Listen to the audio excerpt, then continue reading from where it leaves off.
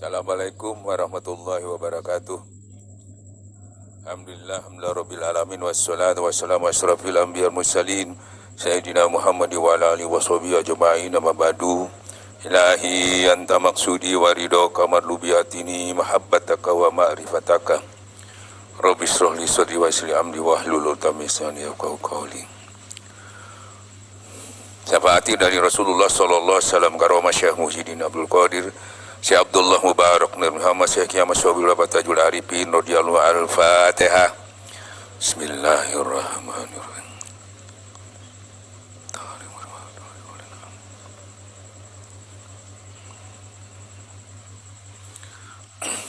Para iwan dan ahwat, alhamdulillah hari ini yang lama kita rindukan untuk bisa berkumpul kembali melaksanakan hataman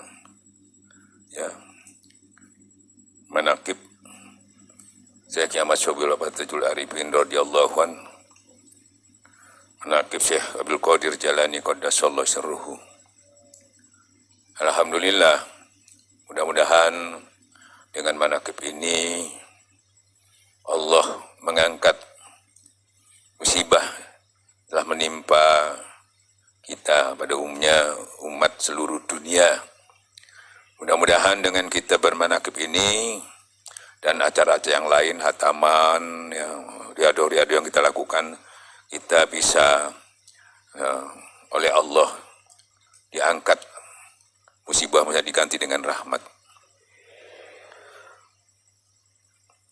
Para ikhwan dan akhwat yang dimuliakan Allah, sebagai seorang yang beriman, sebagai seorang yang mengaku beriman, kita tidak boleh putus asa karena kondisi situasi yang menimpa kita ini.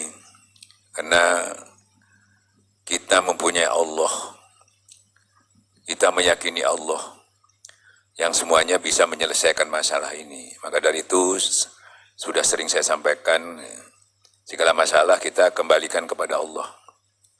Sesungguhnya orang-orang beriman itu kalau kena musibah, dia mengucapkan inna lillahi wa inna ilaihi raji'un. Dengan kembali kepada Allah, insya Allah Allah akan beri petunjuk, anugerah, jalan keluar daripada kesulitan kita. Para ikhwan dan akhwan yang dimuliakan Allah, tidak ada satu-satunya keyakinan itu tadi kecuali dekat kepada Allah. Sudah sering saya sampaikan beberapa riwayat Rasulullah SAW, riwayat Nabi Musa pun pernah merasa takut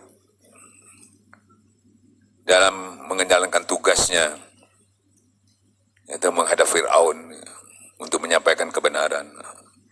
Padahal beliau berserta Nabi Harun takut, sangat takut, karena begitu dahsyatnya kezaliman, kekejaman Fir'aun itu tadi. Disuruh oleh Allah untuk mendatangi ke tempat kerajaan itu dengan berdua saja.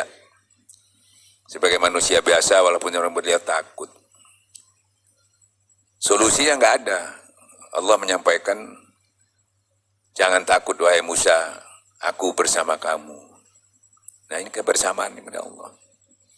Jadi kalau sudah bersama Allah itu, Allah yang menjamin kita. Sampai Allah berani menyampaikan bismillahirrahmanirrahim la yadurru. Yang sering saya sampaikan itu tadi. Kalau kamu sudah bersama aku, jangan yang di bumi, di langit pun tidak bisa beri mudarat kepada engkau. Masalahnya tinggal kita, bagaimana kita terhadap Allah ini tadi. Persangka kita kepada Allah bagaimana? Apa persangka itu kamu yakini apa enggak? Kalau tidak kamu yakini, tidak terjadi apa-apa yang kita baca itu. Tapi kamu yakini insya Allah, Allah menuruti sakwa sangka hambanya. Ya, maka dari itu kita harus yakin bahwa dengan bersama Allah itu pasti kita dijamin keamanannya oleh Allah. Tidak ada tempat yang paling aman kecuali di sisi Allah. Ini tarekat itu arahnya ke sana. Dua, seperti sudah saya sampaikan, Rasulullah waktu dikepung hijrah. Waktu dikepung hijrah itu di dalam gua ketakutan. Abu Bakar ini ketakutan. Sayyidina Abu Bakar ketakutan. Padahal beliau sahabat, beliau mertua, takut. Bersama Rasulullah sudah takut. Apalagi ente masih bersama siapa. Tapi kunci daripada ketakutan itu dihilangkan dengan jangan takut kamu Abu Bakar, aku bersama kamu. Allah beserta kita. Nah itu, maka talqin itu sebetulnya arahnya ke sana. Nah, makanya apapun yang terjadi, tempat yang paling aman, tempat yang paling mulia, yaitu itu di sisi Allah. Dalam keadaan sehat, dalam keadaan sakit, dalam keadaan untung, rugi, yaitu itu tetap di sisi Allah itu pasti mendapatkan kemenangan. Pasti mendapatkan kemenangan. Apalagi posisi di sisi Allah itu, menghudurkan Allah itu harus benar-benar kita seriusi. Seperti apa yang disampaikan oleh Allah dalam Al-Quran itu tadi, laki-laki yang tidak dilalaikan ingatannya kepada Allah, tidak dilalaikan oleh jual beli, seluruh aktivitasnya tidak melalaikan. Itu tadi. Itu kuncinya cuma di situ. Bahkan pengetahuan kita setinggi apapun, seluas apapun, kalau kita tidak dekat kepada Allah, itu sia-sia. Karena pengetahuan itu harus membawa kita lebih dekat kepada Allah. Ini kebanyakan kita cuma merasa dekat padahal jauh. Kenapa? Kita tidak punya metode cara mendekatkan diri kepada Allah. Hanya sampai di ilmunya saja, tapi tidak sampai kepada Allah itu sendiri. Metodenya, caranya itu tadi. Nah, untuk tahu caranya, tidak mungkin bisa kita mencapainya, walaupun kita menghabiskan 1000 kitab, menghafal 1000 kitab pada Syekh Muhyiddin Abdul Qadir Jalani Qaddasallah, kecuali dengan kita fas'alu ahla zikir in kuntum la ta'lamun. Kecuali kita bertanya atau berguru kepada orang yang ahli. Dengan kita berguru kepada orang yang ahli, kita dituntun jiwa kita yang liar ini, yang sering sekali lupa, sering sekali tidak ada di sisi Allah. Sering sekali itu masuk wilayah didominasi oleh iblis dan hawa nafsu. Barang siapa lupa kepada Allah yang Rahman, akan diganti iblis sebagai penuntunnya. Kita masuk wilayah situ terus. Maka oleh guru mursyid kita dibawa, diselamatkan, masuk ke wilayah ilahiyah, berada di sisi Allah. Dengan berada di sisi Allah itu, kita wuku berhenti di situ, dimanapun kita berada, di mana kamu, di situ ada aku. Nah itu aman kita. Dalam keadaan mati pun aman. Aman daripada azab Allah. Nah ini. Makanya ini bukan satu yang main-main. Alhamdulillah dalam keadaan pondok yang kesulitan ini tadi, kebanyakan orang bingung. Ke masjid nggak boleh, misalnya. Bulan puasa yang lalu juga nggak boleh. Tapi bagi Iwan Torekat Qadiriyah Naksabandiyah insya Allah, di mana saja dia bisa melakukan kedekatan kepada Allah. Tanpa motivasi masjid, tanpa motivasi apapun, dia sudah bisa. Nah ini, tapi yang nggak punya kan kesian, yang nggak tahu, bingung. Nah, yang sudah ditalkin, alhamdulillah. Maka sangat penting kita ditalkin oleh Allah.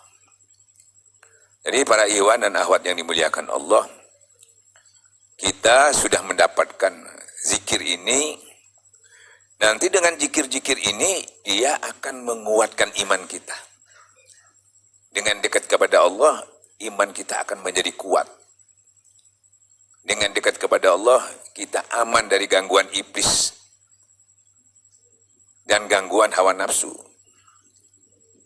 Walaupun tidak sepenuhnya kita bisa melakukan, tapi persentasenya kita sudah punya bentengnya, kita sudah bisa melawannya. Gitu. Sehingga kita tidak terpuruk begitu aja. Ya, tidak menyerah begitu aja. Tapi kita punya kekuatan masih untuk melawannya. Karena kita bersama Allah. Nah dengan demikian, dengan iman kita terus terjaga terus, maka keilmuan yang kita dengar, baca Quran yang kita baca, apa-apa yang kita lihat, semuanya menjadi pengetahuan buat kita dan akan menambah keimanan kita. Sesungguhnya orang-orang beriman itu kalau dia mendengar ayat-ayat Allah atau disampaikan ayat-ayat Allah, bertambah-tambah imannya, terproses. Kalau tidak, enggak terproses. Hanya sebagai pengetahuan tapi tidak menambah iman. Nah inilah itu tarekat itu membantu itu. Nah maka dari itu sering sudah saya sampaikan, itu seluruh pengetahuan tanpa dekat kepada Allah itu sia-sia. Nah jadi dengan hasil zikir yang dulunya kita sholat itu putul-putul ya, dengan hasil zikir insya Allah bisa sempurna. Kita bangun malam susah, dengan banyak zikir insya Allah bisa bangun malam. Ya. Kita dulunya itu sering bingung, resah, bimbang dan ragu, dengan zikir hilang. Tapi memakainya harus serius. Karena itu obat penyakit hati. Iwan dan ahwat yang dimuliakan Allah. Jadi para wali-wali itu, orang yang hebat-hebat itu bisa mencapai karomah yang tinggi-tinggi itu, kelebihan-kelebihannya itu tadi, itu hasil daripada zikir.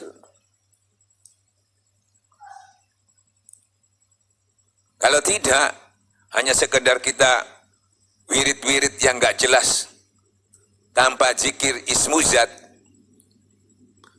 banyak yang terjadi mendapat karomah barokah juga, tapi menjadi istidrat. Karena amal-amalan zikir-zikirnya itu tadi, wirid-wiridnya itu tidak membersihkan hati. Jadi juga, tapi istidrat. Nah, maka dari itu, kalau ada yang menyampaikan bahwa untuk mencapai karomah-karomah itu tadi, ilmu-ilmu mukasafah tadi sulit, harus dengan riadoh-riadoh yang kuat, sebetulnya tidak. Justru dari hasil zikir ini kamu menjadi kuat bisa melakukan yang sulit tadi. Selama ini kita cuma disampaikan yang sulit-sulit, diceritakan pekerjaannya orang-orang riadoh yang sulit-sulit itu yang dilakukan kepada wali-waliullah itu tadi, itu yang disampaikan. Padahal dulu wali-waliullah itu sama dengan kita, juga nggak mungkin dia bisa mencapai kesulitan-kesulitan itu tadi. Karena dari hasil zikir dia bisa melakukan.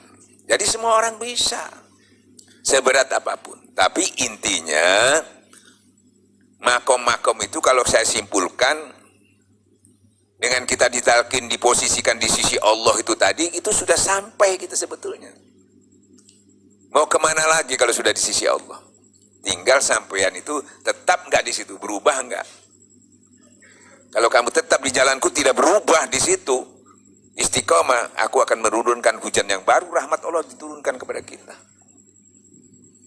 Makanya kita banyakan alladzi yaskunallaha qiyama wa qu'udan wa la duduk kita berdiri itu dijaga terus. Modalnya cuma zikir, jadi tidak ada alasan nggak bisa. Syekh Abdul Qadir Jani, Imam Ghazali, orang-orang top, Syekh Hasan Basri, semua dari Rabi'ah Adawiyah, semuanya dari zikir. Itu dari zikir. Yang penting posisi kita sudah ada di sel istiqomah. Terserah Allah nanti memberikan kelebihan apa dengan kita.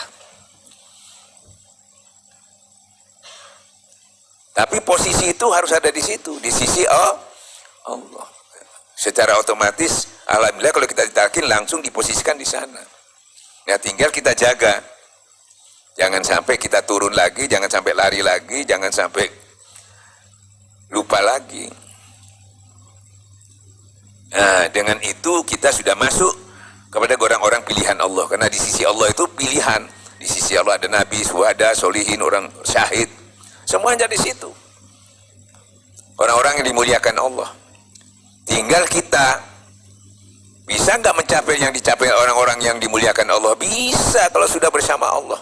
Kalau nggak bisa. La haula wala, nggak kuat.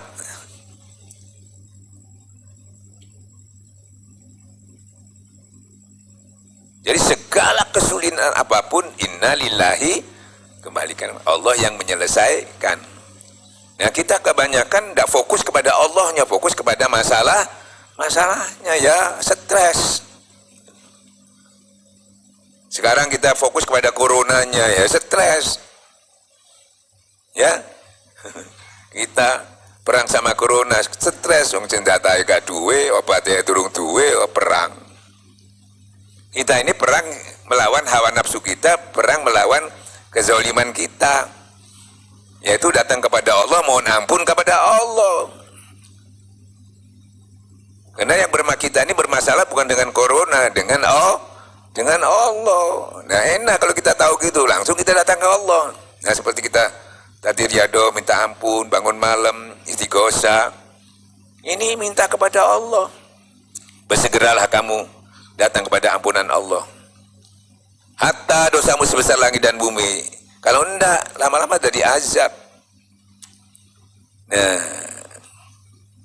jadi kita fokusnya ke Allah. Nah, nanti minta ampun, ya Allah, la ilaha illa anta subhanaka inni kuntu minadh-dhalimin. Ya tuh. Nanti Allah menurunkan ampunan, selesai. Kalau corona kamu melawan pakai apa? Ya boleh lah. Itu secara syar'i bisa pakai obat dan sebagainya. Enggak masalah, bisa. Tapi kalau tidak melibatkan Allah, tuh urusan nih. Contohnya gini.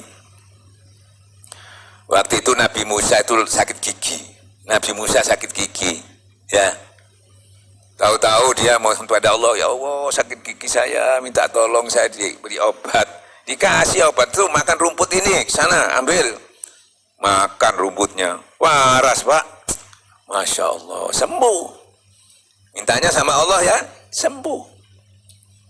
Nah, pada satu saat lagi, 3 bulan lagi, sakit lagi. Waduh, tambah parah sakitnya ini, wah, wis waras.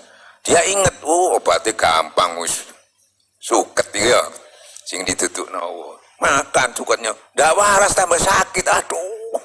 Kenapa? Ya Allah, kok gak waras? Iya, kon biyen piling aku saking ngiling suket, kon salamu dewe.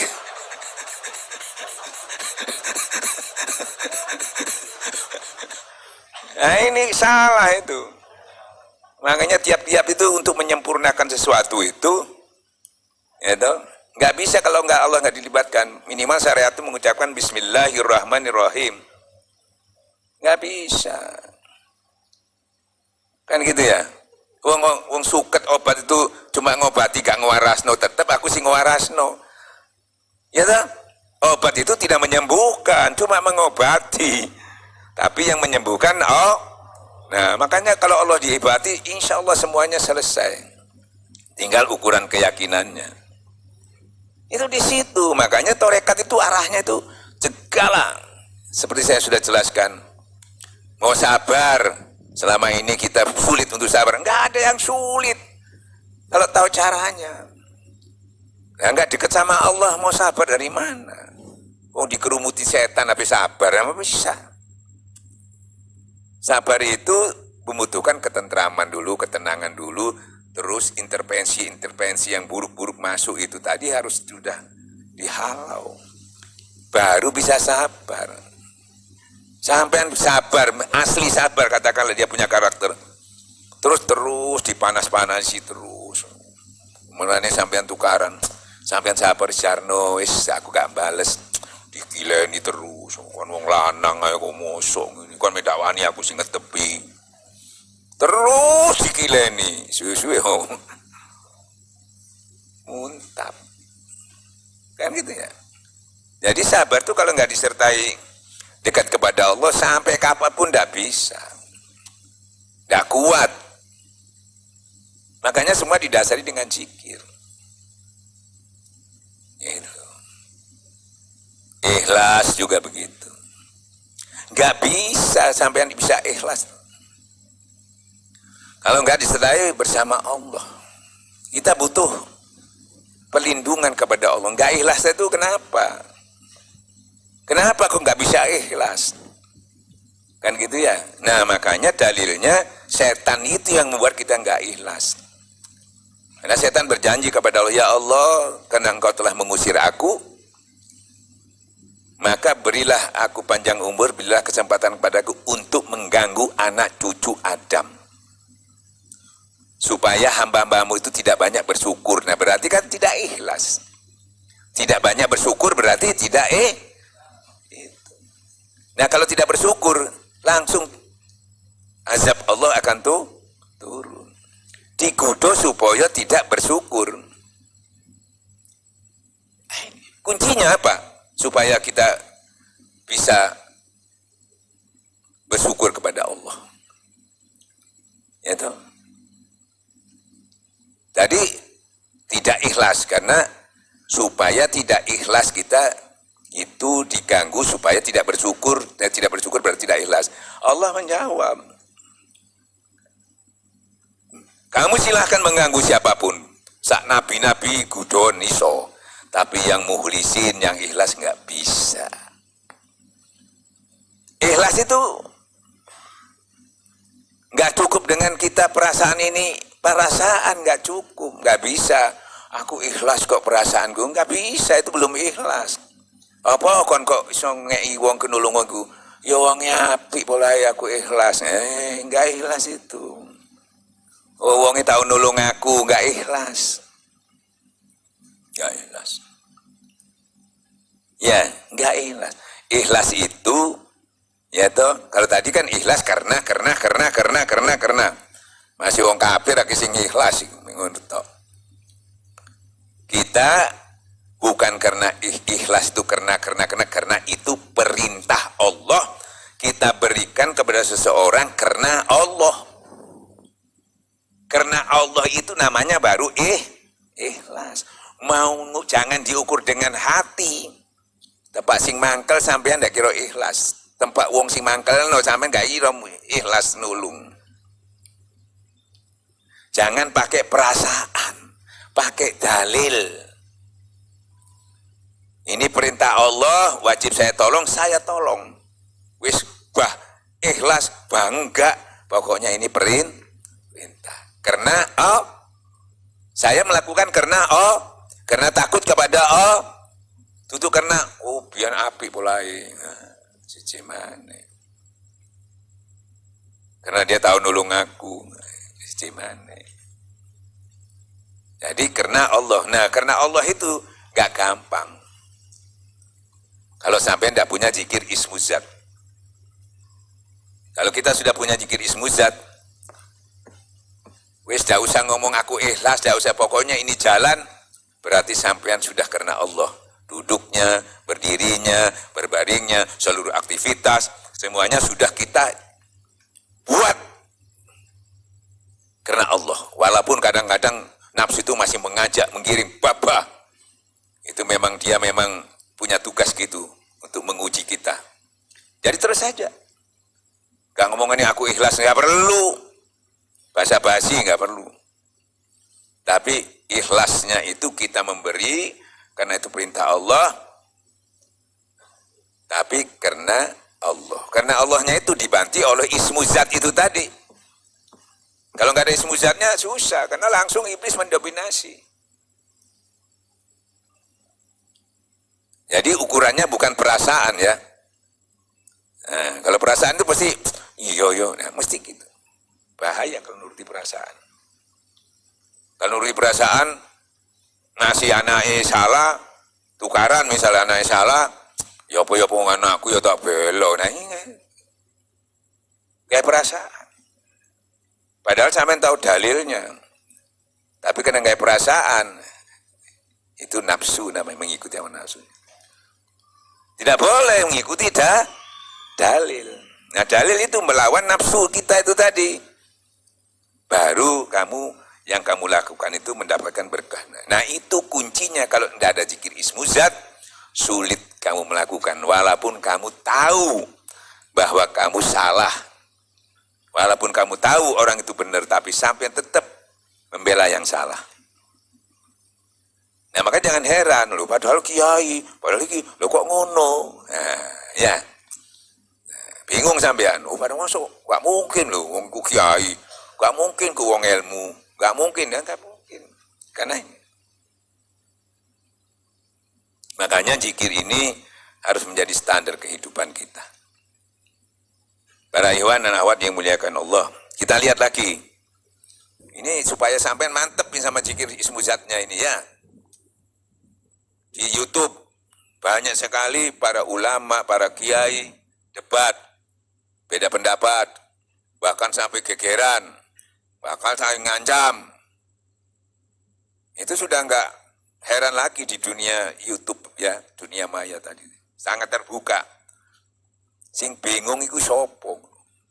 Pasti akeh sing bingung. Padahal yang di sini buka Quran, hadis, ini juga buka Quran. Ini bantah ambil Quran hadis, ini yang bantah ambil Quran hadis. Kenapa? Kok iso berselisih? Nah, karena apa? Apa kurang ilmunya? Oh, podo lulusi. Sama-sama hatam Qurannya, sama-sama hafal Qurannya, sama-sama tahu apa itu hadis-hadisnya, podo. Apa podo ahli sunnah barang kadang-kadang. Bahkan podo sak pondokan. Loh kenapa? Ilmunya kurang, enggak podo. Kurangnya itu dekatnya yang kurang kepada Allah.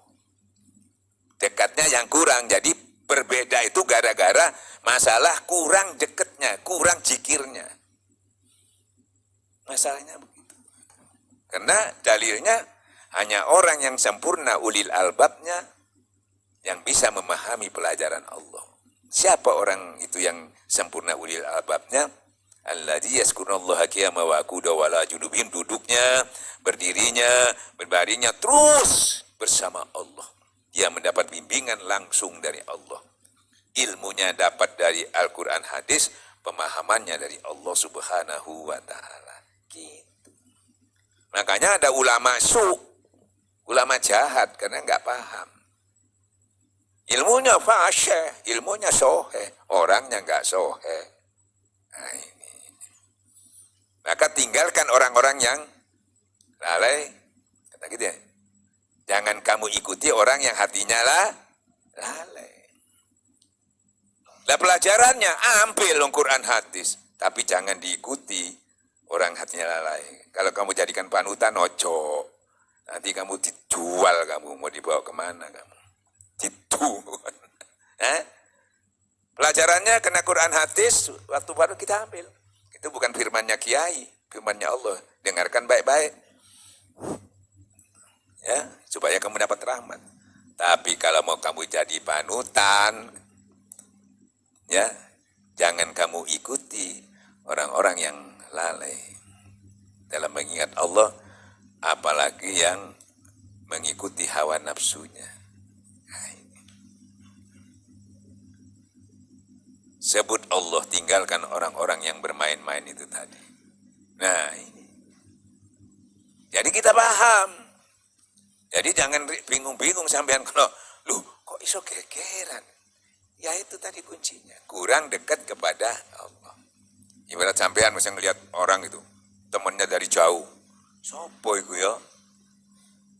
Ya, kan mereka-reka. Kalau orang dekat, oh sekian, oh Joko, situ koyokane dudu, koyo sopo. Begitu juga ukuran kita memahami sesuatu dari dekatnya kepada Allah. Kemarin saya sudah ceritakan ada 3 ulama itu tadi.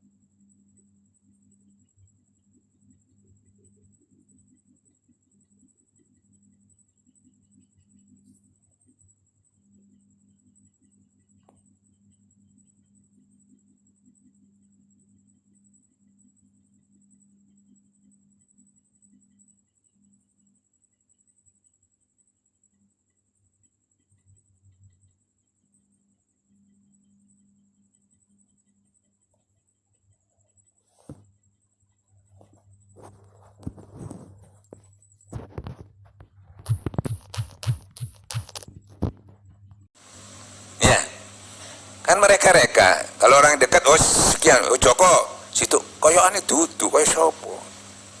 Begitu juga ukuran kita memahami sesuatu dari dekatnya kepada Allah. Kemarin saya sudah ceritakan ada 3 ulama itu tadi. Ya toh, 3 ulama benar semua, tetapi kita kualitasnya ulama ini nggak tahu mana yang paling bagus, karena ilmunya semuanya sama. Nah, maka saya kasih ilustrasi, saya ulang lagi, mungkin belum ada yang dengar waktu itu.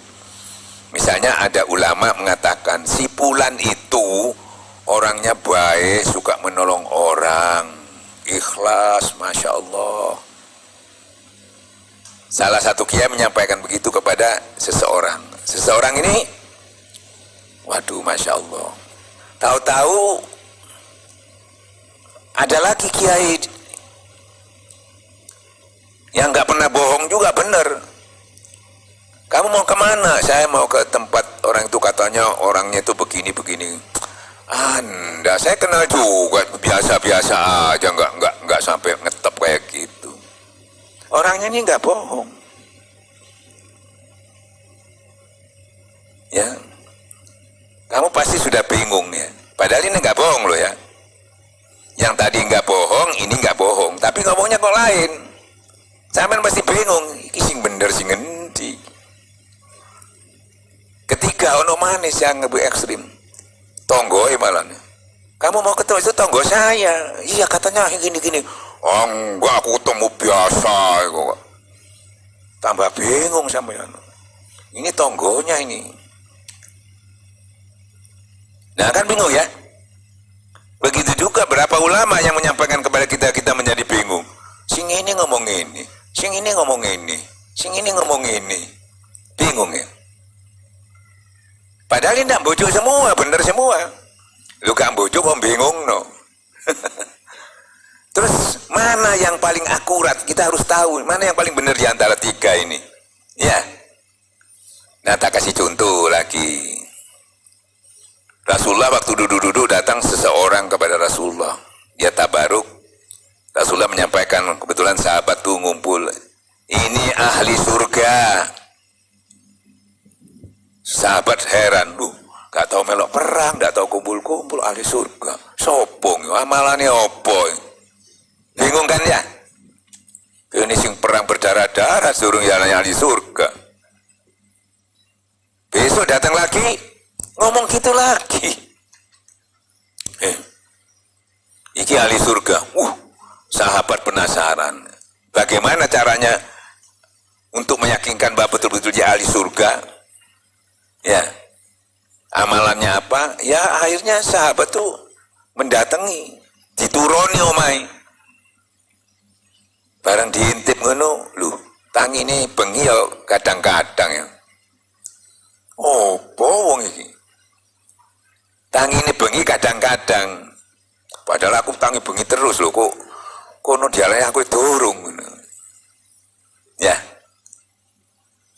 Terus sampai 3 hari kan nginep gak boleh lebih dari 3 hari. Gak kelihatan yang istimewa gitu. Gak ketok kayak yopo ngono, ngaji enggak, biasa aja. Umum lah. Akhirnya penasaran sahabat, kok niku amalan opo sabeneri? Kok sih diarani mlebu swarga, masuk surga?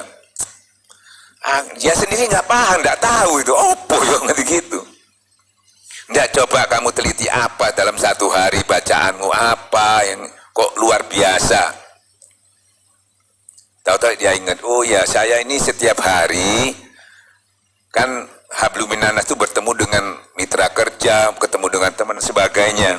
Kadang-kadang namanya mitra itu tadi terutama ada yang menyakitkan hati, ada yang mangkelno, ada yang bujui, ada macam-macam lah. Saya tiap malam itu saya ikhlaskan. Saya ikhlaskan. Kan gitu ya, cuma bondo ngenutuk. Jadi dia kuat memaafkan, ya kuat juga berbuat baik kepada maaf. Dia nggak dendam, berarti dia masih walaupun memaafkan tetap juga berbuat baik kepada yang dimaafkan. Karena orang kan dia maafkan tapi dia bededek gitu loh. Turung iku gak iso lu surga iku. Misalnya bededek gak iso. Jadi kuat memaafkan, berbuat baik kepada yang dimaafkan lagi. Nah itu nggak bededek. Kalau yo tak sepuro nih tapi aku gak gelem ndelok raine maneh, iku gak iso. Bededek iku. Gak lulus iku. Kan gitu ya. Nah. Jadi itu harus kuat memaafkan, berbuat baik, itu harus begitu. baru bisa mendapatkan ini. Salah satu cirinya orang yang takwa itu begitu. Nah, cek gampang ya Ustaz, usoro sholat gampang sholat. Ya, kamu sedekah gampang, haji gampang, bareng dimangkel wong kira-kira gampang tak? Ojo dimangkel wong, dimangkel bojo, dimangkel anak wis. Paling susah. Ternyata juga kenapa ada seorang perempuan itu ahli ibadah, siang dia melakukan puasa, malam dia sholat tahajud, masuk neraka, karena itu tadi berdedek terus hati ini, merasa suci, ono sing gak sembahyang, ono wah dia merasa dilokno gitu. Ada orang ini hatinya, ada orang punya salah sedikit kualat iku, aku iki wong alim salat bengi salat apa kualat iku ini. Nah ini berdedek itu, bahasa Arabnya itu berdedek.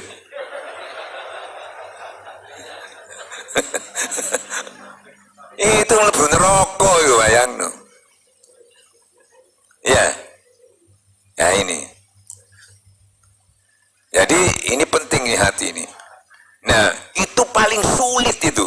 Ngaji sholat apa gak ada masalah. Sampean di loro yati titik, mbok wis apa maneh akeh. Siap timbul dendam ini macam-macam. Ya toh. Nah, itu paling sulit, makanya hadiahnya itu langsung surga itu kan. Nah, untuk menghilangkan penyakit itu nggak ada lain yaitu dengan berzikir, dibantunya baru bisa. Kalau nggak bisa, nggak kuat,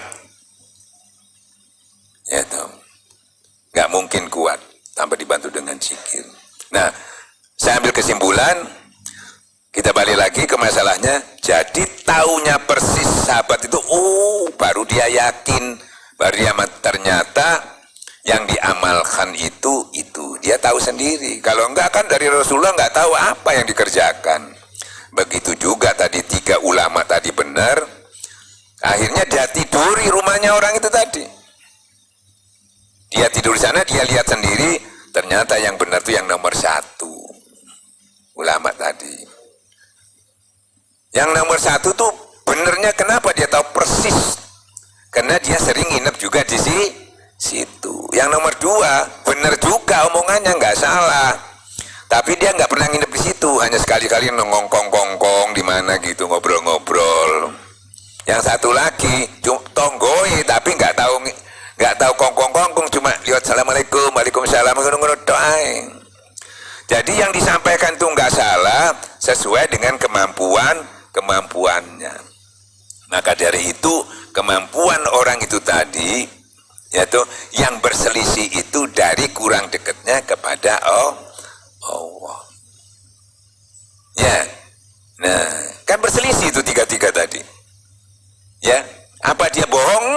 Enggak, kena kemampuannya yang tidak maksimal, tidak kapan. Makanya kalau ada orang berselisih itu sebetulnya, apalagi yang dibahas Quran hadis, itu nggak ada yang salah.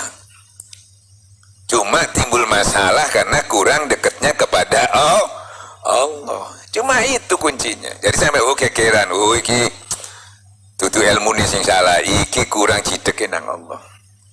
Sampai-sampai Imam Ghazali, Syekh Abdul Qadir itu bermasalah sama dirinya sendiri, bingung.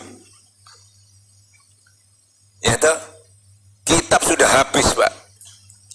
Ya nulis yo kitabnya uang dintekno, karena kurang dekat sama Allah.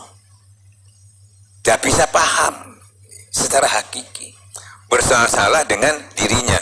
Juga bermasalah dengan para ulama-ulama, didebatkan terus, menghujah. Maksudnya hujah itu juga mencari kebenaran. Baik pembenaran dirinya sendiri, kalau ada orang lebih benar mungkin dia mengikuti, tapi tidak ketemu, terus hujah-hujah terus. Akhirnya belenger dia. Setelah belenger, dia mencari ada sesuatu yang harus saya cari, di mana tempatnya. Nah, karena bersungguh-sungguh, dia akhirnya mengambil talqin kepada guru mursyid, guru tarekat. Setelah ditalkin, masalahnya selesai. Selesai. Kenapa? Kalau tadi dia sampai di ilmu yakin, ya toh, belum sampai hakul yakin, masih katanya. Tapi kalau sudah hakul yakin, dia melihat sendiri. Tanpa melihat sendiri, namanya masih terhijab. Bisa dengan kata lain, buta. Nah itu harus dibuka. Nah membukanya itu makanya kitabnya Abah itu kunci pembuka dan ono kunci nih buka lemariku. Nah dengan apa kuncinya zikir. Dengan dibukanya itu baru cahaya dari dalam lemari itu, dalam hati kita itu keluar dia untuk menerangi yang selama ini kita tidak bisa melihat dengan mata ini, mata zahir. Karena Quran itu ada beberapa lapis, ya minimal 2 lapis, yang tersurat kelihatan, yang tersirat tidak kelihatan. Padahal yang tersirat itu termasuk keyakinan, yang tersirat itu termasuk paham. Itu tidak bisa kamu memahaminya kalau tidak melihat dengan mata hatinya. Nah sedangkan kita buta, nggak mungkin bisa. Sekelas Syekh Abdul Qadir Jani yang sudah punya perguruan tinggi, sekelas Imam Ghazali yang juga sudah mempunyai perguruan tinggi, apalagi anak ama ente. Nah, ternyata dengan dia belajar berzikir lagi, baru paham dalil yang dikatakan di dalam diri manusia itu ada sebuah hati kalbu. Kalau itu baik, semuanya jadi baik. Kalau itu buruk, rusak, semuanya rusak. Dalilnya sapalkan bian.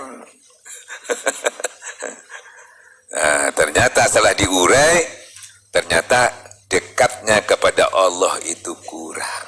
Ya tadi Nabi Musa juga gitu, kena kurang dekat, masih belum dekat betul. Takut sama Fir'aun. Abu Bakar takut sama tentara Quraisy. Akhirnya sama Rasulullah, sama Nabi, sama Allah, aku bersama kamu, didekati. Setelah dekat, tidak ada masalah. 2 orang datang kepada Fir'aun menyampaikan. Secara logika ya, kira menang malah diuber Melayu. Nah, kono tentara ya, kayak kome wong lurut tok, wong piro, diuber. Tapi larinya sudah bersama Nah, yang menyelesaikan siapa? Ya Allah, enak kan? Larinya bersama sampai mati. Kalau terjadi sampai kita binasa, mati syahid. Ya tahu panjang umur mati ini. Siapa yang mengatakan mati? Orang-orang yang syahid. Ya tetap nikmat rezeki dari aku, cuma kalau nggak paham gitu. Tambah panjang umur mati ini. Nah makanya ini jangan main-main ini. Zikir ismu zatnya jangan main-main. Ini sumber kekuatan yang luar biasa. Makanya untuk mencapai mujahadah dengan tawajuh, mencapai mujahadah, pakai ini nggak bisa. Kalau nggak pakai ini nggak nyambung. Ini alat penghubungnya. Dengan kita tarik nafas kita tahan, menghubungi Allah. Jangan sampai berdoa, nggak berdoa aja kata Allah, aku lebih utamakan daripada yang minta. Oh ya nggak tadi wali, kai soalati cuma iki, unut to alate yo. Lah kau iso miber yo to kau iku iso miber. Kau iso karomah ya dari situ. Saat durungnya gak iso miber, saya Abdul Qadir Jilani gak iso. Kok bisa 20 tahun di Padang Irak ya karena ini. Saat durungnya aja 20 tahun. Seminggu aja kelenger. Nah ini, itu dari situ. Kenapa? Karena sudah bersama Allah. Bismillahirrahmanirrahim la yadurru. Tidak ada yang bisa mudarat. Makanya Abah nggak nyuruh sampean itu, walaupun bertorekat tidak menyuruh langsung, sholat malam ya, harus zuhud, jangan kendunian.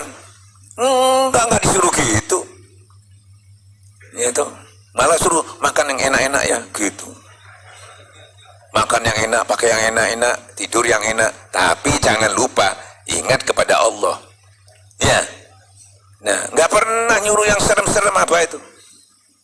Coba dengar informasi di YouTube ya, menyampaikan tasawuf, berat lu. Tak boleh makan banyak, harus tawadu, harus zuhud, tidak boleh dunia. Kalau apa, tarekat kita enggak, cintai istrimu.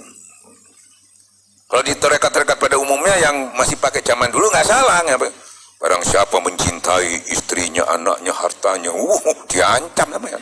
Kayak dalil Quran. Itu dulu itu. Karena sing belajar kiai, lah wis ngerti kiai, jadi lebih ditekankan lagi. Ini untung duduk kiai enak, di kiai ringan. Ya, kalau kiai memang diukur harus diberikan yang, karena dia sudah tahu. Kita yang belajar yang nggak tahu yang paling enak. Ya apa katanya kiai suruh mencintai Allah, tidak boleh mencintai istri anak. Enggak, cintai istrimu, cintai anakmu. Enak ya. Katanya nggak boleh makan enak-enak, nggak, makanlah yang enak-enak, pakai yang baik-baik. Lu, apa salah dia yang nyampaikan itu? Nggak salah. Nah, yang penting cintaimu, istrimu, anakmu, dan segala-galanya, makan yang enak-enak, tidur yang enak, tapi jangan lupa ingat kepada Allah. Itunya yang ditekan. Nah, jangan ingat kepada Allah, lama-lama aku kecaki kok luwih cinta nang majelis timbang doa manang bojoku. Berubah dewe. Kate maksa, mekon maksa murang-muring kon dilu. Aja metu. Sebengi. Gak wani ente. Tapi kalau dari sudah hati sanubari, tidak ada yang bisa menghalang-halanginya. Bukan dari rekayasa, bukan pura-pura, bukan dibikin-bikin, asli. Itu dibuat oleh Allah. Biasanya doyan mangan ngene-ngene ya toh. Padahal harus zuhud, tidak mungkin. Tidak dilarang dengan dikit. Loh kok aku mangan enggak kayak pian ya. Pian enggak telung piring enggak iso. Saiki isone lumayan, cuma mangane titik tapi balak-balik padha ae. No, saya melapor, Ustaz, alhamdulillah saya sekarang sudah banyak zikir, makanya sedikit Ustaz. Syukur kalau gitu. Tapi bagaimana Ustaz? Tapi balak-balik Ustaz, wah. Di rumah nih. Dulu kita bangun malamnya susah. Nggak pernah bangun malam, percuma nggak ada kekuatan di kongkon. Guru kalau menyuruh itu, orang kalau disuruh itu orang yang bisa melakukan. Makanya Allah juga menyuruh itu orang-orang yang bisa melakukan. Ya ayyuhalladzina amanu, orang bisa melakukan. Yang nggak manu gak dikei, percuma tak kongkon pegel-pegeli. Dengan orang itu imannya bagus, dia pasti bisa melakukan, malah disuruh.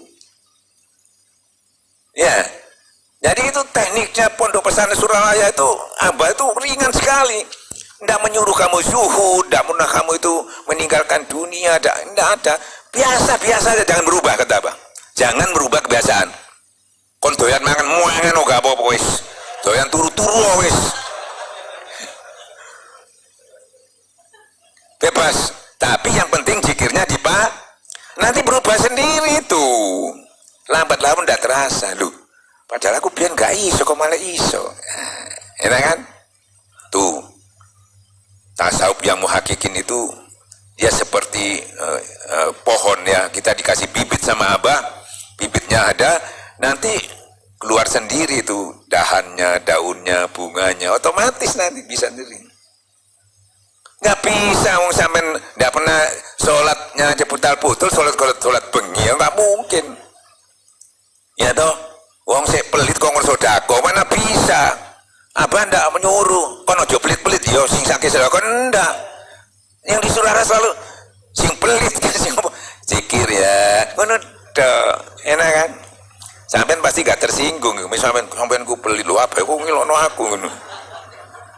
Yo emang aku tak sedekah tapi mangkel, saking dikongkon apa coba ada dikongkon ngono aku gak mungkin ngono. Bisa begitu.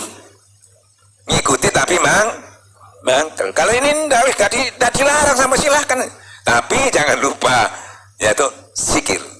Lama-lama loh, aku kok padahal aku biar mangkel ada ambil iki kok malah seneng aku. Padahal aku kudu ngantem ya ambil iki, tapi aku kesana itu berubah Pak. Ini hebatnya zikir, ya toh. Jadi jangan maksa-maksa. maksa jangan. Maksa-maksa rada ketorong no, apa maneh dadak ngono. Sampeyan tuh kabahe saiki kok wis kok berubah ya ngono. Bingung. Ini ada proses. Makanya moto daripada tarekat itu seperti pohon yang akarnya menghujam ke bumi, ujungnya ke langit. Ya kokoh, dia kuat setiap saat berbuah. Itu mulai dari bibitnya yang ditanamkan kepada kita, itu dia berproses. Dulu kita nggak punya dahan, dan menjadi kuat, punya daun. Daun itu falsafahnya bisa sejuk, orang dekat di situ bisa sejuk. Punya bunga, akhlak kita itu dilihat orang jadi indah. Punya buah, kita bisa memberikan manfaat bagi orang lain. Itu kalau sampai tidak lewat zikir, sampai bisa melakukan itu bisa, tapi pasti riak. Terus tidak suwe. Bisa tapi karena tidak keluar dari hati sanubari yang dalam, tidak dapat tuntunan bimbingan dari Allah Subhanahu wa Ta'ala. Jadi sampai nggak bingung-bingung, lu aku kok durung. Nah sekarang sampai kuncinya gimana? Wah alhamdulillah Ustadz ngomong turu ae mangan sing akeh. Aja ngono rek ngono. Jadi sampean harus ngukur, lu aku kok sik mangan akeh iki. Aku sik turu akeh. Oh berarti aku kurang zikir itu sebetulnya. Bukan wah enak ini tidak turu ayo aja ngono rek.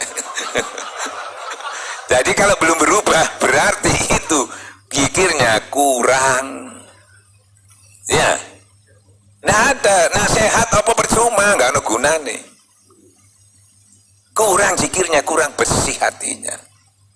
Kalau sudah zikir powernya kuat, insya Allah otomatis. Bahkan orang melihat, lu kok iso kuat, padahal kan biar kan melunat ngono. Heran orang yang lihat itu. Padahal sampai nggak tahu buka kitab dan kok iso. Ngajinya ngaji apa? Cuma gini toh. Cuma sport jantung. Nah, ini. Jadi sekaligus untuk mengukur diri kita, kok nggak bisa, berarti kita kurang. Nah harus dicas. Oh kok saya ngamuk aku iki. Oh berarti kurang. Terus makanya disuruh banyak-banyak. Nah kebanyakan kita kalahnya itu di tempat kholwat. Nah kholwat kita ini kebetulan di pasar, di lapangan. Ya, bertemu dengan banyak orang. Bertemu banyak orang itu ada yang mangkel, ada yang ini macam-macam. Nah itu yang melalaikan kita ingat kepada Allah. Makanya jadilah kamu laki-laki ya yang tidak dilalaikan ingatannya kepada Allah dalam rangka jual beli, laki-laki yang tidak dilalaikan daripada ingatannya kepada Allah daripada hal jual beli, kesibukan aktivitas. Nah itu yang kita sering kalah. Kalau waktu zikir di masjid apa bisa, waktu kita di pasar, tempat kerja itu diusahakan. Ya. Lupa boleh, asal jangan sengaja. Terus diingatkan terus sampai terbiasa. Kalau kesulitan ente menghidupkan hatinya, pakai jurus ihsan. Jurus ihsan itu zikirnya di sini kadang-kadang nggak dijalankan karena kita lagi aktivitas, merasa dilihat oleh Allah. Merasa dilihat oleh Allah. Nah kalau sudah sempurna, ini jalan semua. Zikir hobinya jalan, zikir jaharnya jalan, ingatannya jalan. Nah, tapi sementara kita kalau sulit, kita melakukan sesuatu, loh aku ya apa carane hobi ini sudah bisa jalan, karena masih manual, belum otomatis.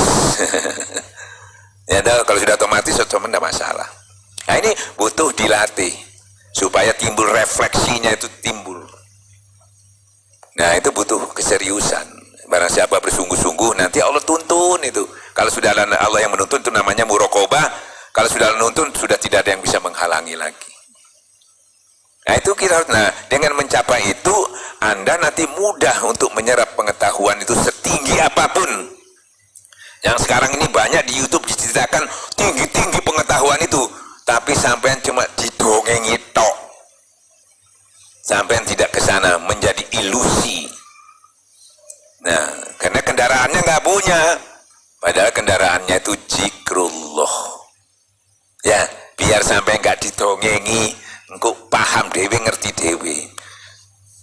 Ya, didongengi tapi nggak paham, tambah bingung.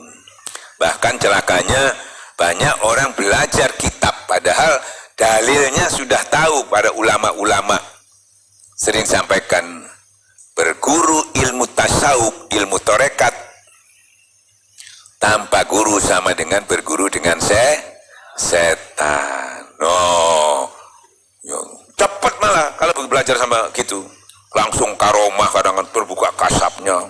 Wah, ketemu wali-wali nih. Ya, katanya begitu, ketemu nabi, ketemu iki, masya Allah. Nah, ini bahayanya. Padahal saya dapat pesan dari Abah, Li, hati-hati, 1000 yang gaib itu 1 yang benar aja untung. Oke, ini kebetulan sing gaib itu wah senengnya luar biasa. Padahal karone gondoru. Ya, wis aja golek liya-liyane kecuali golek Allah paling gampang, Pak. Paling gampang, kamu cukup berzikir kepadaku sendirian, aku berzikir ada di dalam hatiku, kata Allah. Kamu berzikir dengan orang banyak, aku akan berzikir lebih baik daripada aku lakukan. Lu ya apa aku janji ini Allah. Wes jangan zikir. Sampai di sisi Allah, pangkat apa yang diberikan kepada kita nanti terserah Allah. Yang penting kita sudah sampai ke titik maksimal itu tadi. Allah mau kasih kita jadi wali, terserah. Mau dijadikan orang yang suhud, ya toh, tidak senang dunia, terserah. Loh, gak enak lu, kok enak mesolah sing ngongkon. Mente budak dewe menjujutkan gak enak. Me Allah iku enak wis ta, gak ono sing gak enak. Yang gak enak itu karena inti nafsunya yang. Jadi terserah Allah, mau jadikan apa? Ya toh, kadang-kadang ono wong jane ditani wong gendeng, dah apa me Allah sing ngongkon. Ya toh. Jadi kita pasrah, pangkat apa yang dijadikan itu sudah politis Tuhan. Ibaratnya orang sudah bintang 4, ya toh, ini mau dikasih job apa sama Tuhan, sama panglimanya ini mau dikasih job apa ya? Yang penting sudah dicapai. Nanti sampai diberi kelebihan. Jadi kelebihannya jangan diuber, zikirnya uber. Allahnya yang dikejar. Ini keliru. Ya, makanya niatnya tidak boleh niat apa-apa, kosongkan. Ilahi anta maksudi waridoka malubi atini mahabbataka wa mariwataka. Bahkan bersabarlah kamu duduk-duduk mengharapkan ridhonya Allah pagi dan petang. Jangan kamu palingkan sedikit pun pandanganmu kepada dunia. Jangan, ini kumpul jangan. Engkau kumpul kalau bian mana satu buat rekod jelaris, jamuga pangkat. Aduh, cili-cili doa sing dijalu itu, kecil-kecil itu. Yang besar, apa yang besar? Kata ya, mendapat ridhonya ilahi anta maksudi. Ketemu Allah, mendapat ridhonya Allah, dikumpulkan dengan orang pilihan Allah. Itu, ya, itu pangkat. Pangkat yang tertinggi itu iman. Jangan sedih, jangan rendah diri. Jangan minder. Kalau kamu beriman, kamu lebih tinggi dari orang-orang itu. Iman. Ya toh. Kepingin dengan iman yang kuat kita bangun malam. Bangun malam itu kamu akan mendapatkan hadiah. Sesungguhnya menambah sholat-sholat qiyamulail akan mendapatkan kedudukan yang terpuji. Bukan kepingin dipuji. Kate bondo iku pengin dipuji wong tangi bengi wis gitu. Dari iman. Ya. Sembarangnya gampang asal dimulai dengan full zikir. Kalau full zikir nggak ada yang menghalangi masalahnya. Jadi balik mana ngomong sama ini akene kuncinya cuma do zikir. Nah kalau sudah gitu sampean perlu debat ta. Debat tuh gini. Kalau teman ada aku kok ngene-ngene, debatnya jangan pakai dalil banyak-banyak. Kon kurang zikir di kongkon zikir sing akeh ngono tok. Oh kon salah lagi, kurang tahajud kon, kurang amale. Wah. Sumber dari kurang itu dari kurangnya zikir. Karena kekuatannya enggak, masih weruh gak bisa ngelakoni. karena tidak punya power, tidak punya kekuatan, nggak dapat kekuatan dari Allah karena nggak dekat sama Allah.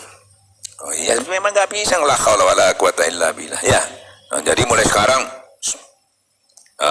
yang illallah, la ilaha illallah, la ilaha illallah, itu jaharnya, pengakuannya. Ini di dalam penghambaannya. Gak ada lagi ilmu, makanya tarekat Gudang Naksabandi itu pakai dasar itu. Karena Nabi Musa aja nyang, ya Allah, tolong aku dikei amalan sing top. Sing top, ya la ilaha illallah. Ikra umum ya Allah. Sing khusus bil khusus sing top kayak aku dewi. La ilaha illallah. Oh, kok pancet ya Allah. Wong Gus Abdul zikir la ilaha illallah. Lame ditambahi sing Abdullah malah ke Abdul. Wis tak usah. Abdul itu di mana? Ditimbang kalimat la ilaha illallah itu tadi dengan 7 petala langit, 7 petala bumi, niscaya lebih berat kalimat la ilaha illallah. Mudah diucapkan, ya toh, berat ditimbang. Makanya mudah diucapkan, berat itu tadi kita bisa lakukan. Seberat apapun bisa lakukan. Ya toh, ibaratnya kon ngucap la ilaha illallah oleh duit saarat-arat, sehingga kamu dengan uang yang banyak itu bisa melakukan semuanya.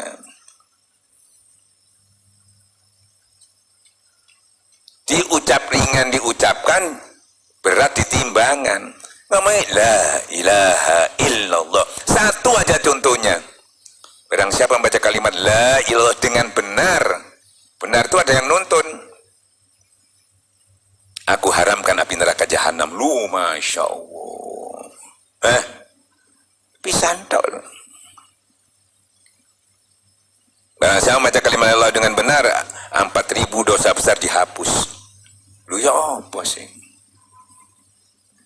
Ringan diucapkannya, hasilnya sing berat-berat mau ya bisa terselesaikan.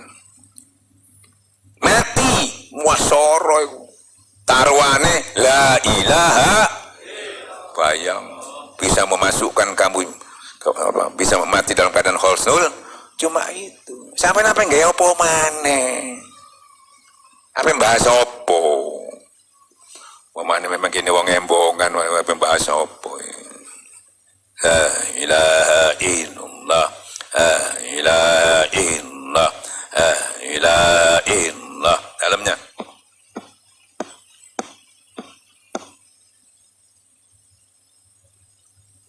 cuma 2 pengetahuan yang diberikan, jahar dan hobi. Terus ana sing ilokno, mosok zikir tok gak zakat dah, datangi bengi dah lu. Dari zikir itu kita mudah melakukannya, pasti melakukannya. Karena punya power, punya keinginan yang kuat, punya tuntunan dari Allah.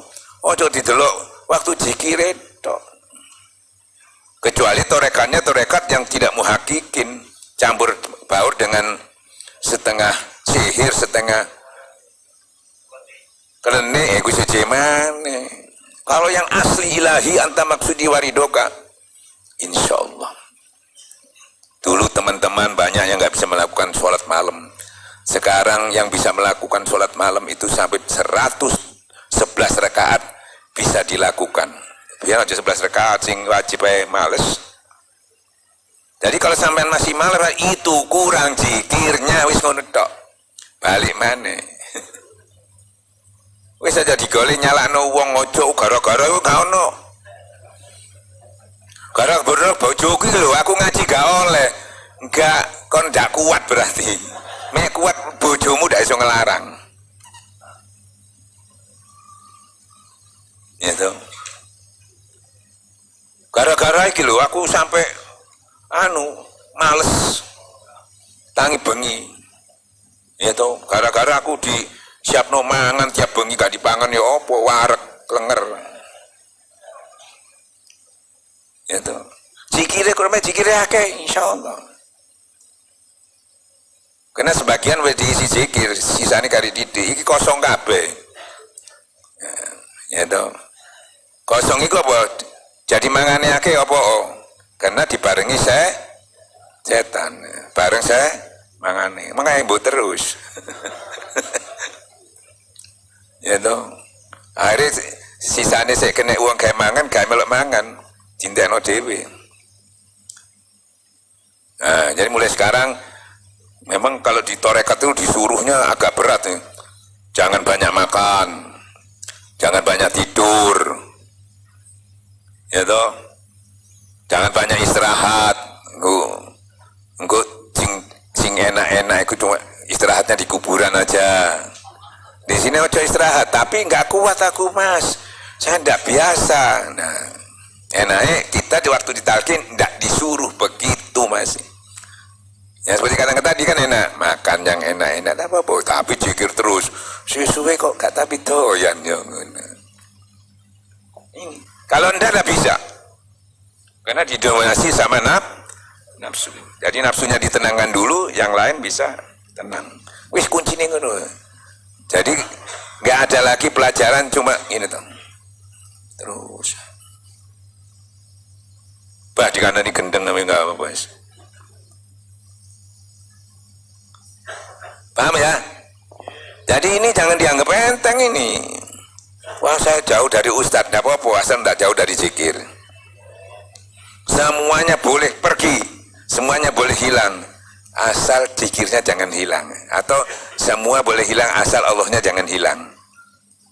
Kalau Allah hilang, ganti iblis. Wa may yasundik rohman yakoyid lau setona fahlau korin. Barang siapa lupa kepada Allah, diganti iblis. Barang siapa berpaling daripada ingat kepada Allah, dia akan diberikan kehidupan yang sempit. Wabillahi taufiq hidayah. Assalamualaikum warahmatullahi wabarakatuh. Ini toh ngaji ini, wah aku gak iso ngaji, aku gak iso sembahyang ini, saya andulnya ndak apa-apa. Jika bisa enggak, pasti sampean ndak iso ngomong. Sampean ngomong ini boleh. Saya nggak bisa sholat malam, boleh, memang nggak bisa. Saya nggak bisa ngaji, boleh, memang nggak bisa. Tapi kalau ngomong saya nggak bisa zikir, nggak mungkin. Oh, cuma la ilaha illallah kok nggak ngerti. Saya nggak bisa zikir la ilaha illallah. Wah, wis diomongno dhewe ngono jane guys. Ya, itu yang namanya guru mursyid menyampaikan dengan arif bijaksana, itu tidak menyinggung, tidak memberatkan, mudah diucapkan, hasilnya masya Allah, modal didik untungnya gede. Ini sering keliru kita dulu, gede untungnya gede, modalnya gede untungnya didik. Sholat malam gini ngaji, wow kayaknya gede ya, untungnya didik. Kan gitu ya, merasa dekat padahal jauh, jangan sampai tertipu. Nih, terima kasih pengersa Abah, kan gitu ya. Betullah kita kalau diizinkan sama Allah bisa bertemu dengan beliau, tidak bertemu dengan beliau, bertemu dengan wakil-wakil talqinya, insya Allah sama dengan bertemu dengan beliau. Saya kira begitu. Ada yang tanya enggak? Takon kenemenen nih kan. Berarti sing takon ini turu pasti. Kang Ruan. Wong cek gampang ini si takon maneh. Jaluk gampang ya apa maneh. Seperti saya dulu sama apa pernah dimarahi itu. Saya dikasih amal sama apa? Ini baca ya. Ya Bang. Suruh melek 40 hari. Tapi kamu nyicil aja jadi enak kan? Enak kok nyicil. Terus aku ngomong, "Bah, nggak ada lebih gampang lagi, Bah." Ngono. Saya minta ringan lagi, ada nggak? Ente ki dikai cicilan.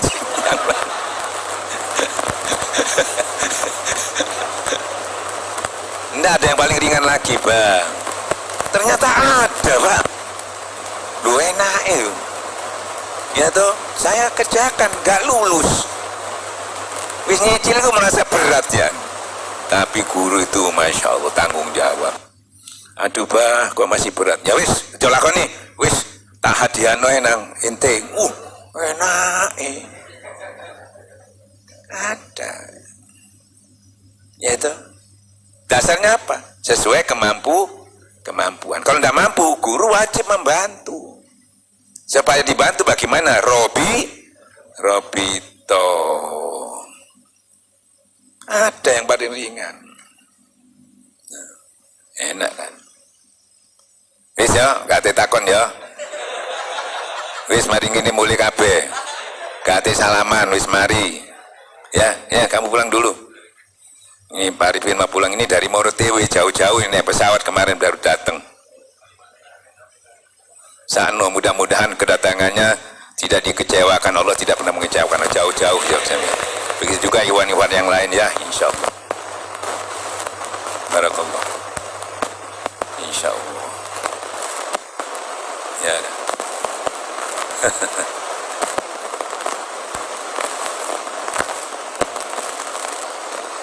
Siapa?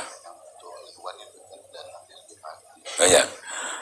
Para ikhwan dan akhwat, kami mohon ya nanti kalau manakib lagi datangnya lebih pagi, jadi kita selesainya jam 10. Saya sebab salamannya nanti waktu datang itu saya nongkrong di depan itu. Kalau salaman gini nanti kan butuh 1 jam 2 jam lagi. Kita mesti hati apalagi dalam kondisi corona sekarang ini supaya kita juga mengikuti peraturan pemerintah ya. Ya. Jadi saya minta bapak-bapak, ibu-ibu datangnya pagi-pagi, kalau bisa ya riadoh malamnya ya lebih gampang lagi ya. Masa gak sana ustadz nongkrong dusun ngenteni rek ngono rek. Kena angin mana gini ya dong. Padahal tanginnya mulai jam 2 bengi terus nongkrong mana do gunung ngenteni ya. Masa gak sana rek. Asane ya enggak, masalahnya kan iki acara sampai sudah jalan kita baru datang. Padahal dalile saya ambil, saya kiaskan sholat Jumat aja. Mekari-kari pertama teko oleh unta. Meka nomor loro oleh sapi, nomor telu kambing, nomor ayam oleh ndokon.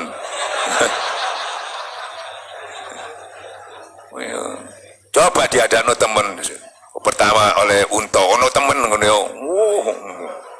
balapan tuh kondisi malah tak cukup ini unta kabeh ya. Jadi mohon karena jam 10 kita usahakan selesai, Anda juga bisa santai ya, usahakan pagi-pagi ya. Jadi Anda termasuk menolong pondok, menolong dirinya sendiri. Turun nulung ustadz itu tunggu balik maning nulung ustadz apa ustadz bahkan toko jambi tetap ono do gini. Sesungguhnya kita berjihad itu untuk diri kita sendiri, menolong diri kita sendiri, menyelamatkan diri kita sendiri. Saya cuma memfasilitasi saja ya, insya Allah. Saya kira demikian. Kita mohon Pak Kiai tolong doa supaya corona ini cepat diangkat sama Allah ya. Sesungguhnya Allah mendengar ya. Masih kita orang di sini orangnya enggak sebanyak yang diharapkan untuk berdoa, tapi saya yakin bahwa Allah itu melengkapinya dengan turunnya banyak hadir di majelis zikir, para malaikat-malaikat juga ikut mendoakan. Mudah-mudahan seluruh dunia ini terangkat. Minimal kalau enggak ya seluruh Surabaya aja gak apa-apa lah mek turung liyane. Mek Surabaya turung ya iwan ae lah ngono ya. Mungai urutan. Tapi harapan kita kalau bisa seluruh dunia, karena bagi Allah itu nggak ada yang sulit sebetulnya. Cuma kita harus menyadari, ya, mari kita tolong agama Allah itu dengan menghidupkan ibadah, menghidupkan syiar-syiar, meramaikan masjid ya. Nah, banyak sedekah dan sebagainya. Karena permohonan itu harus disertai persyaratan yang jalur toh ganti persyaratan ya nggak iso cepet ya. Dengan persyaratan yang kita lakukan ini, kita menolong agama Allah. Ada janji Allah, Allah tidak pernah mengingkari janji. Barang siapa menolong agama Allah, dia akan ditolong dan akan dikukuhkan oleh Allah. Saya kira demikian. Tolong berdoa Pak Kiai. Mari kita berdoa untuk kita dihindarkan dari segala bala dan musibah oleh Allah SWT. Bismillahirrahmanirrahim. Alhamdulillah Allah maksyif bantuan al-ghula'a wal baba'a fal baghsya'a wat ta'una wal amrada wal fitana wal mikhana wal dhunga wal bukhla wal faqra was sadaida wal masaiba wal a'da wal harba min baladina hadha khassa wa min bulal muslimin 'amma innaka ala kulli syai'in qadir. Subhanakallahumma wa bihamdika asyhadu an la ilaha illa anta astaghfiruka wa atubu ilaik. Rabbana iftah bainana wa bain qaumina bil haqq wa anta khairul fatihin. Rabbana anzilna munzalan mubarakan da'wahum fiha subhanaka subhanakallahumma wa tahiyyatun fiha salam wa akhiru ta'um anil hamdulillahi rabbil alamin. Al-Fatihah.